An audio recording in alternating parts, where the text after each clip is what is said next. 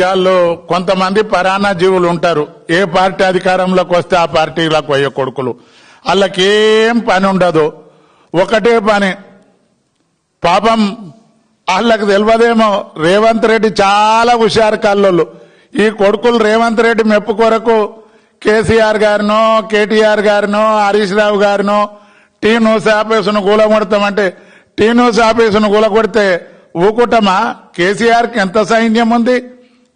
సౌర కుటుంబం అంత సైన్యం, 60 లక్షల మంది సభ్యులు. పిర్రలు పక్కన వలగొడతాం, ఊకోము. ఆ పొక్కిడి మాటలు మాట్లాడుకోవాలి. నీకే కూలగొట్ట నీకు వస్తాదిరాబాయి. మరి నువ్వు కూడా ఇంట్లో పనిచేసినావా? 5 ఏళ్ళు 10 ఏళ్ళు ఆయలేం ఏం గడ్డి కోసినావా? నువ్వు కట్టలు కట్టినావా?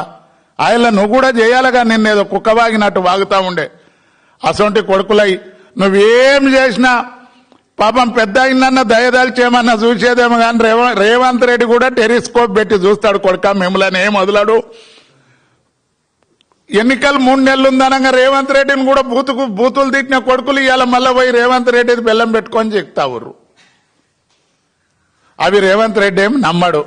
నువ్వేం ఇసొంటి వాళ్ళు ఉడతలోపితే యాపలేం గదలై అల్లతోటి ఏమి కాదు.